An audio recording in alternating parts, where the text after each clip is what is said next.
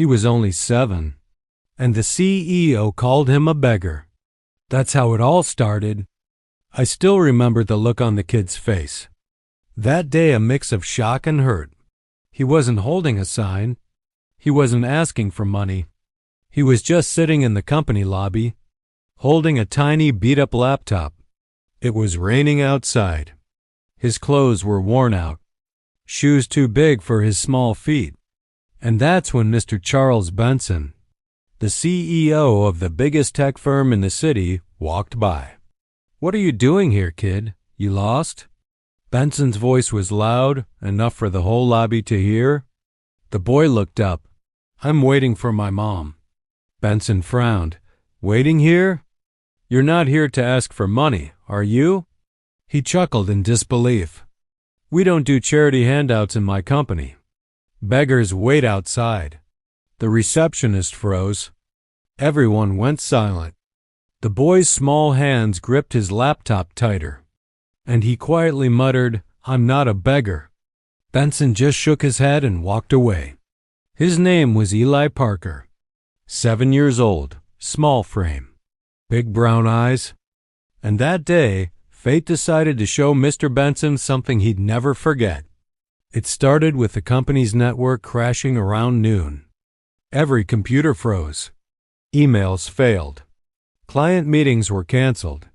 The IT department scrambled, but no one could figure out what went wrong. Servers were down, backups failing. It was chaos. I was in the marketing department, and I overheard the IT head say, "We need an expert fast, or this company will lose millions today." That's when a small voice came from the lobby. "I can help." Everyone turned. It was Eli, sitting cross-legged on the lobby floor with his little laptop. One of the employees laughed. "Kid, this isn't a game. This is a multi-million-dollar IT system." Eli didn't flinch. "I fixed my school's entire network last month, and my laptop might be old, but it works. I just need your Wi-Fi password." Some laughed. Some rolled their eyes. But the IT head, frustrated and desperate, shrugged. "Let him try. Nothing else is working anyway." They brought him into the server room. His feet barely reached the floor as he sat in the big office chair. Within minutes, Eli's fingers were flying across the keyboard.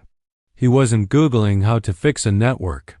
He was inside the company's system, scanning for vulnerabilities, checking logs, bypassing corrupted firewalls.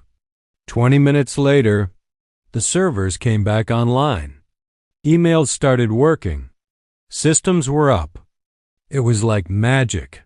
I'll never forget the scene when Mr. Benson walked into the room. He froze. The same kid he'd called a beggar, sitting in his executive chair, fixing the very problem his highly paid team couldn't solve. Benson's face turned pale. What just happened?" The IT head grinned. "This kid just saved the company, sir." Eli looked up, shy but steady. "Your server firewall wasn't updated.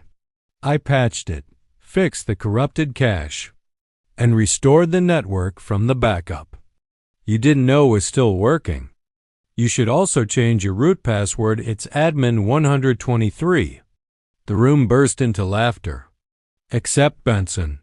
He just stood there, speechless. After it was over, Benson walked up to Eli. This time, his voice wasn't mocking. It was quiet.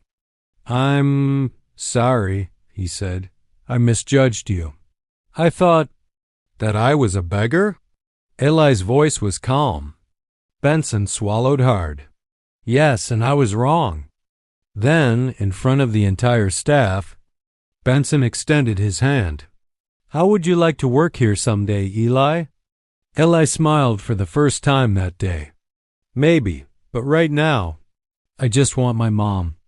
She came running into the lobby minutes later, exhausted, carrying grocery bags, clearly coming straight from work. Eli ran to her, and I saw Benson's eyes soften. "Ma'am," Benson said, "your son is—" Extraordinary. She smiled proudly. I know. A week later, Benson invited Eli back not as a guest, but as the company's young tech advisor. They gave him a small monthly stipend, a brand new laptop, and access to learn from the best IT minds in the city. And that's how a boy the world might have ignored became the youngest person to ever be on that company's payroll. People still talk about that day, not because the servers came back online, but because a man who thought power gave him the right to look down on others learned a lesson from a 7-year-old with an old laptop and a sharp mind. And me? I'll never forget the look in Eli's eyes when he walked out of that building not as a beggar, but as the kid who proved everyone wrong. Sometimes the smallest hands hold the biggest solutions.